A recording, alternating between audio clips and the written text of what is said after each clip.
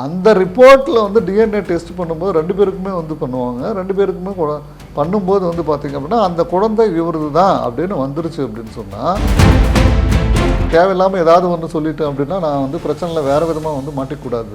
ஏன்னா அதுவே ஒரு எவிடன்ஸாக எடுத்துகிட்டு போய் காட்டிடுவாங்க, எதிர்த்தரப்பு வந்து காட்டிடுவாங்க. அதனால் வந்து நான் பேசாமல் இருக்கலாம் அப்படின்ற கூட அவர் இருக்கலாம்.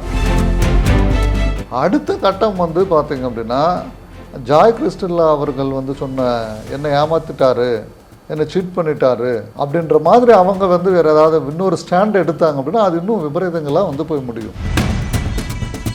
ஒருவேளை அது இவர் மாதம்பட்டி ரங்கராஜனுடைய குழந்தை இல்லைன்றது ப்ரூஃப் ஆகிடுச்சு அப்படின்னா. செந்தமிழ் குரல்நேயர்களுக்கு வணக்கம். நம்ம இன்னைக்கு யாரை மீட் பண்ண போறோம்னு பார்த்தீங்கன்னா, உயர்நீதிமன்ற வழக்கறிஞர் கிருஷ்ணமூர்த்தி சார் ஐயாவை தான் மீட் பண்ண போறோம். வணக்கம் சார். வணக்கம். எப்படி சார் இருக்கீங்க? நல்லா இருக்கோம்மா. இப்போ ரீசெண்டாக கூட இந்த மாதம்பட்டி ரங்கராஜோட டிவோர்ஸ் கேஸ் கூட ரொம்ப நாளாக இழுத்துட்டே இருந்தது. இப்போ வந்து கோர்ட்டில் அஃபிஷியலாக சொல்லிட்டாங்க, டிஎன்ஏ டெஸ்ட் எடுத்துடலாம் அந்த பாப்பாக்கும் அவருக்கும் அப்படின்ற மாதிரி சொல்லியிருந்தாங்க. ஸோ அதை பற்றி என்ன சார் நினைக்கிறீங்க? எப்படி வரும்? அதாவது இது வந்து அந்த ஜாய் கிறிஸ்டல்லா அப்படின்றவங்க வந்து பார்த்திங்கன்னா முதல்ல இருந்தே இந்த குழந்தை வந்து மாதம்பட்டி ரங்கராஜுடையது தான் அப்படின்ற விஷயத்தில் வந்து அவங்க வந்து ரொம்ப உறுதியாக இருக்காங்க. ஸோ அப்படின்ற விஷயத்தில் உறுதியாக இருந்து தான் அவங்க வந்து மனு செஞ்சுருக்காங்க. ஸோ இப்போ குழந்தை பிறந்த பிறகு வந்து மனு செஞ்சாங்க. மனு செஞ்ச பிறகு வந்து பார்த்திங்க அப்படின்னா இப்போ நீதிமன்றமும் அந்த மனுவை வந்து ஏற்றுக்கிட்டு, ஸோ இப்போ டிஎன்ஏ டெஸ்ட் மரபணு சோதனை வந்து பண்ணலாம் அப்படின்னு சொல்லிட்டு வந்து உத்தரவு வந்து பிறப்பிச்சிருக்காங்க. ஸோ இவங்களுக்குள்ளே வந்து பார்த்திங்க அப்படின்னா சமாதானம் பண்ணி முடிக்கிறதுக்காக வந்து பார்த்திங்கன்னா உயர்நீதிமன்ற நீதிபதியை கூட ஒருத்தரை வந்து நியமிச்சிருக்காங்க. இந்த டிஎன்ஏ டெஸ்ட் அறிக்கை வந்து தாக்கல் செய்யணும் அப்படின்னு கூட வந்து பார்த்திங்கன்னா வழக்கறிஞர் ஆணையர், அதாவது அட்வொகேட் கமிஷனர் அப்படின்னு சொல்லுவாங்க.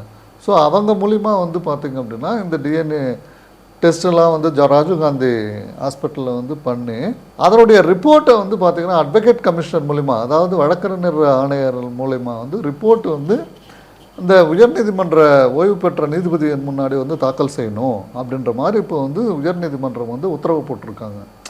அந்த ரிப்போர்ட்டில் வந்து டிஎன்ஏ டெஸ்ட் பண்ணும்போது 2 பேருக்குமே வந்து பண்ணுவாங்க. 2 பேருக்குமே பண்ணும்போது வந்து பார்த்திங்க அப்படின்னா அந்த குழந்தை இவரது தான் அப்படின்னு வந்துருச்சு அப்படின்னு சொன்னால் அப்புறமா வந்து அதுக்குண்டான முழு பொறுப்புமே வந்து அவருக்கு வந்துடும். இப்போ வந்து முழு பொறுப்புமே இவருக்கு வந்துடும்ன்ற மாதிரி சொல்கிறீங்களா சார்? ஆக்சுவலாக ஜாய் வந்து ரைஸ் பண்ணியிருந்தாங்க கோர்ட்டில், இந்த மாதிரி ரங்கராஜ் வந்து என் கூட வாழணும் அப்படின்னு சொல்லி. கோர்ட்டில் வந்து ரைஸ் பண்ண மாட்டாங்களா சார்? ஃபஸ்ட்டோட ஒய்ஃப் வந்து அஃபிஷியலாக டிவோர்ஸ் வாங்கிட்டாங்களா, அந்த பேப்பர் நீங்கள் ஆதாரம் இருக்கா, அதுக்கப்புறம் தானே நீங்கள் கல்யாணம் பண்ணியிருக்கணுன்ற மாதிரி ரைஸ் பண்ணியிருக்க மாட்டாங்களா? கண்டிப்பாக ரைஸ் பண்ணுவாங்க. பட் அவங்க வந்து இப்போ வந்து 2 பேரும் சேர்ந்து தானே வாழ்ந்துருக்காங்க. இப்போ வந்து அவங்களுக்குள்ள குழந்தை வந்துருச்சு அப்படின்ற விஷயங்கள் தான் வந்து இருக்கும். ஆனால் நீதிமன்றத்தில் இது எல்லாமே வந்து ரைஸ் பண்ணுவாங்க. ஆனால் அவங்கக்கிட்ட இல்லையே சார், அவங்க அஃபிஷியலாக டிவோர்ஸ் பண்ண மாதிரியே இல்லையே ஃபஸ்ட்டோட. டிவோர்ஸ் பண்ணலை. அவங்க டிவோர்ஸ் பண்ணாமல் தானே வந்து இவங்க வந்து இந்த மாதிரி இருந்திருக்கிறதா வந்து இவங்க சொல்கிறாங்க. ஆக்சுவலாக அது தப்பு இல்லையா சார்? கோர்ட்டில் கேட்க மாட்டாங்களா, இது தப்பு தானே இது?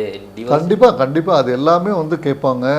அதாவது இப்போ வந்து பார்த்தீங்க அப்படின்னா டிவோர்ஸ்ன்றது வந்து தனி, இப்போ இங்கே குழந்தைன்றது வந்து தனி. இந்தம்மா வந்து சொல்கிறது என்ன, ஸோ நான் வந்து இவரோட வந்து தான் வந்து சேர்ந்து வாழ்ந்தேன். ஸோ அது சேர்ந்து வாழ்ந்த பிறகு வந்து பார்த்திங்க அப்படின்னா ஸோ எங்களுக்கு வந்து குழந்தை உருவாச்சு. குழந்தை உருவான உடனே வந்து எங்களுக்குள்ளே வந்து பிரச்சனை ஆகிடுச்சு.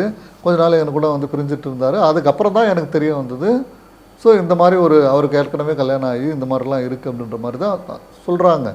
ஸோ கல்யாணம் ஆகிருக்குன்ற விஷயம் தெரியாமல் நான் பழகிருக்கேன் அப்படின்ற மாதிரி தான் அவங்களுடைய கன்டென்ஷன் வந்து இருக்குது. ஸோ அப்படின்னு பார்க்கும்போது அந்த குழந்தை என்னை வந்து ஏமாற்றிட்டாரு அப்படின்ற ஆங்கிளில் தானே அவங்க வந்து போயிட்டுருக்காங்க. ஸோ என்னை ஏமாற்றிட்டாரு, என்னை குழந்தை கொடுத்து ஏமாற்றிட்டாரு, இந்த குழந்தை வந்து பார்த்திங்க அப்படின்னா அது அவருக்கு பிறந்தது தான் அப்படின்றது தான் அந்த அம்மாவனுடைய வாதம். இப்போது அதனுடைய ஃபைனல் ஸ்டேஜுக்கு வந்து கேஸ் வந்து வந்திருக்குன்னு தான் வந்து சொல்ல வேண்டியதாக இருக்குது. இப்போ அந்த குழந்தை வந்து இவருடையது தான் அப்படின்னு சொல்லிட்டு வந்து நிரூபிக்கணும் அப்படின்னு சொன்னால் அது டிஎன்ஏ டெஸ்ட்டு தான் வந்து ஃபைனலாக இருக்கும். ஸோ மரபணு சோதனை வந்து நடத்தி இந்த குழந்தை இவரது தான் இவரது இல்லை அப்படின்றது வந்து ரிப்போர்ட் வரும். அந்த ரிப்போர்ட்டை பேஸ் பண்ணி தான் வந்து அடுத்த கட்ட நகரம் வந்து இந்த கேஸ் வந்து நகரும். இவரும் வந்து பெருசாக இதை பற்றி பேச வாயே திறக்க மாட்டாருன்னு நினைக்கிறேன் சார். இவங்க தான் வந்து ரைஸ் பண்ணிகிட்டே இருக்காங்க ஜாயே. ஸோ இவங்க எதுவுமே மாதம்பட்டி ரங்கராஜ் எதுவுமே வாயை திறக்க மாட்டார் இதை பற்றி. இல்லை அதாவது ஒரு விஷயம் வந்து கோர்ட்டில் நடக்குது அப்படின்னு சொன்னால் வெளியில் பேச வேண்டிய அவசியமே இல்லை. இது வந்து நீதிமன்றத்தில் தான் வந்து பேசணும்.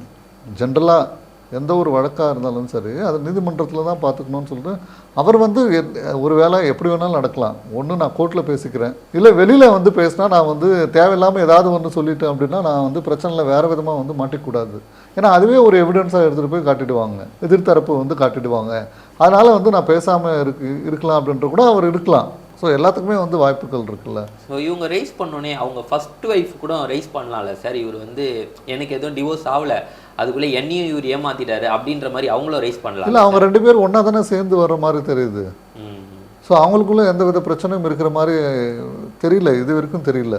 இப்போ வந்து ஃபைனலாக சொல்லிட்டாங்க இவரோட குழந்தை தான் அவர் அப்படின்ற மாதிரி சொல்லிட்டாங்க. நெக்ஸ்ட் என்ன சார் பண்ணுவாங்க? சொல்லிட்டாங்க அப்படின்னா அந்த குழந்தைக்கு உண்டான எஜுகேஷன் எக்ஸ்பென்சஸ் எல்லாம் மெயின்டெனன்ஸு எல்லாமே வந்து இவர் பார்க்கணுன்ற கடமை இவருக்கு வந்துடும் இல்லை.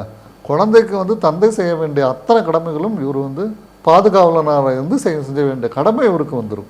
இப்போ ஜாய் கூட கூட வாழ்கிற மாதிரி அது சொல்லுவாங்க. இல்லை, அதெல்லாம் வந்து பார்த்தீங்கன்னா அவங்க 2 பேரும் எடுக்க வேண்டிய முடிவுகள். இது வந்து அவங்க 2 பேரும் முடிவு பண்ணுவாங்க. ஒன்று நான் சேர்ந்து வாழ்கிறேன், இல்லை சேர்ந்து வாழல, இல்லை அது என்ன வேணாலும் அவங்க முடிவு எடுக்கலாம். இல்லை நான் வந்து இதை ப்ரூவ் பண்ணுறதுக்காக தான் நான் இவ்வளோ போராடினேன் அப்படின்ற டிசிஷன் கூட அவங்க 2 பேரும் எடுக்கலாம். ஏன்னா ஆல்ரெடி அவங்களுக்கு கல்யாணம் ஆகி ஒரு மனைவி குழந்தைகளோடு அவர் வந்து இருக்கும்போது இவங்க வந்து பார்த்திங்கன்னா சேர்ந்து வாழணும் அப்படின்றதெல்லாம் சேர்ந்து வாழட்டும் அப்படின்றலாம் நீதிமன்றம் வந்து அந்த இடத்துல அழுத்தம் கொடுக்காது, எப்பவுமே கொடுக்க மாட்டாங்க. பசங்களுக்கு மட்டும் அவங்க 2 பேர் முடிவு பண்ணிக்கலாம் அப்படின்னு சொல்லிட்டு அவங்க 2 பேருக்குள்ள. அதனால தானே இப்போ சமரசம் பேசுறதுக்காக தான் வந்து பார்த்தீங்க அப்படின்னா உயர்நீதிமன்ற நீதிபதி ஒருத்தரை வந்து நியமிச்சிருக்காங்க. அதில் வந்து பார்த்தீங்க அப்படின்னா அங்கே சமரசம் பேசுவாங்க. இப்போ வந்து இந்த டிஎன்ஏ டெஸ்ட் அவர் குழந்தை அப்படின்றது வந்து ரிப்போர்ட் வந்து வழக்கறிஞர் ஆணையாளர் வந்து அட்வொகேட் கமிஷனர் வந்து தாக்கல் செஞ்சுட்டாங்கன்னா அந்த பேசிஸ் ஆஃப் தி ரிப்போர்ட் வந்து டிசைட் பண்ணுவாங்க. எப்பா உன்னுடைய குழந்தை தான்ன்றது வந்துச்சு, இல்லை உன்னுடைய குழந்தை இல்லைன்றது வந்துச்சு அப்படின்னு சொல்லும்போது இந்த அம்மா கிட்ட கேட்பாங்க, இல்லைன்னு வந்துருச்சு நீ என்ன செய்ய போகிறீங்க அப்படின்னு கேட்பாங்க. இல்லை உந்துன்னு வந்துருச்சு நீ என்ன செய்ய போகிற, நீ குழந்தைக்கு உண்டான கடமைகள் எல்லாம் நீ செய்யணும் அப்படின்னு வந்துடும். ஸோ அப்போ வந்து பார்த்திங்க அப்படின்னா அவங்க 2 பேரும் சமாதானம் வந்து பேச வைப்பாங்க. அதில் ஒரு முடிவுக்கு எட்டப்படும். அதை பேஸ் பண்ணி வந்து அவங்க வந்து அதை எல்லாமே ரெக்கார்ட் பண்ணிவிட்டு கோர்ட்டுக்கு அனுப்பிச்சிடுவாங்க. அதை பேஸ் பண்ணி அந்த ரிப்போர்ட்டை பேஸ் பண்ணி அவங்க ஜட்ஜ்மெண்ட் பாஸ் பண்ணுவாங்க. இப்போ சப்போஸ் வந்து டிஎன்ஏ டெஸ்ட்டில் வந்து பாசிட்டிவ் ஆயிடுச்சு, இவர் வந்து மாதம்பட்டியோட குழந்தை தான் அப்படின்ற மாதிரி சொல்லிட்டாங்கன்னா நெக்ஸ்ட்டு எந்த மாதிரி ஸ்டெப்ஸ்லாம் இருக்கும் சார்? அதாவது வந்து டிஎன்ஏ டெஸ்ட்டில் வந்து பார்த்திங்க அப்படின்னா இவரது தான் குழந்தை அப்படின்றது ப்ரூஃப் ஆகிடுச்சு அப்படின்னு சொன்னால் அந்த குழந்தைக்கு உண்டான முழு பாதுகாவலர் அவர் ஆகிடுவார். குழந்தைக்கு உண்டான மற்ற மெயின்டெனன்ஸ் எல்லாமே அவர் பார்க்குற மாதிரி ஆகிடும். இது ஒரு கட்டம். அடுத்த கட்டம் வந்து பார்த்திங்க அப்படின்னா ஜாய் கிறிஸ்டல்லா அவர்கள் வந்து சொன்ன என்னை ஏமாற்றிட்டாரு, என்னை சீட் பண்ணிட்டாரு அப்படின்ற மாதிரி அவங்க வந்து வேறு ஏதாவது இன்னொரு ஸ்டாண்ட் எடுத்தாங்க அப்படின்னா அது இன்னும் விபரீதங்களாக வந்து போய் முடியும். கிரைம் மாதிரி ஆகிடும். கிரிமினல் கேஸ் என்னை சீட் பண்ணிட்டாருன்னு கூட அவங்க வந்து ஏதாவது பண்ணாங்க அப்படின்னு சொன்னால் அது வந்து வேறு விதமாக கேசஸ் வந்து மாறும். இன்கேஸ் வந்து இப்போ இது வந்து நெகட்டிவ்ல வந்துருச்சு டிஎன்ஏ டெஸ்ட் அப்படின்ற மாதிரி இருந்ததுன்னா மாதம்பட்டியோட ஃபர்ஸ்ட் ஒய்ஃபு அட்வொகேட் தான் ஆக்சுவலாக அவங்க என்ன மாதிரி ரியாக்ட் பண்ணுவாங்க சார்? அதாவது அவங்க என்ன மாதிரி ரியாக்ட் பண்ணுவாங்க அப்படின்னு சொன்னால், அதாவது தேவையில்லாமல் என்னுடைய கணவரை வந்து இத்தனை நாள் வந்து வழக்குகள்லையும் இதெல்லாம் வந்து மாட்ட வச்சுட்டாங்க இவங்க. அதனால் வந்து பார்த்திங்க அப்படின்னா ஆல்ரெடி அவங்களுக்கு வந்து 12 கோடி ரூபாய் என்னமோ லாஸ் ஆகிடுச்சு, அந்த கம்பெனியில் வந்து பிஸ்னஸ் எல்லாம் போச்சு அப்படின்றதெல்லாம் ஆல்ரெடி ஒரு கேஸ் வந்து உயர்நீதிமன்றத்தில் வந்து நடந்துட்டு இருக்கிறதா வந்து சொல்கிறாங்க. ஒருவேளை அது இவர் மாதம்பட்டி ரங்கராஜனுடைய குழந்தை இல்லைன்றது ப்ரூஃப் ஆகிடுச்சு அப்படின்னா மாதம்பட்டி தரப்பில் வந்து பார்த்திங்க அப்புறமா வந்து மான நஷ்ட வழக்கு கூட வந்து ஜாய் கிறிஸ்டல்லா மேலே வந்து தாக்கல் பண்ணக்கூடிய வாய்ப்புகளும் இருக்கும். ஒருவேளை ஆப்போசிட்டாக வந்துருச்சு அப்படின்னா இது அவர் டிஎன்ஏ டெஸ்ட்டில் வந்து மாதம்பட்டி ரங்கராஜ் வந்து குழந்தை இல்லை அப்படின்னு வந்துருச்சு அப்படின்னா மாதம்பட்டி தரப்பில் வந்து மான நஷ்ட வழக்கு என்னை வந்து தேவையில்லாமல் வந்து அலகழிச்சு என்னை வந்து வேறு விதமாக பண்ணிட்டாங்க இவங்க அப்படின்னு சொல்லி மான நஷ்ட வழக்குகள் கூட வந்து தொடரலாம். எல்லாம் வந்து அந்த டெஸ்ட்டில் தான் இருக்குது. எல்லாமே இப்போ வந்து அந்த டெஸ்ட்டில் தான் இருக்குது. அது எவ்வளோ நாள் சார் ஆகும்? அது என்ன வந்துடும், அது ஒரு 1 மந்த்து. அது இன்னும் ஃபாஸ்ட்டாக பண்ணாங்கன்னா அது எவ்வளோ சீக்கிரமாக வேணாலும் இது பண்ணிவிடுவாங்க. ஸோ 1 மந்த்து 15 நாள் அப்படின்றது கூட பொருள். ஏன்னா இதெல்லாம் கோர்ட்டில் வந்து கேட்டாங்க அப்படின்னா சீக்கிரமாக முடிச்சுடுவாங்க. 15 நாளில் மாதம்பட்டியோட அடுத்த வாய்தாவில் என்னன்றது தெரிஞ்சிடும். இந்த 15 நாளில் தெரிஞ்சிடும் மாதம்பட்டியோட சாப்டருக்கு என்ன ஏது அப்படின்னு சொல்லி.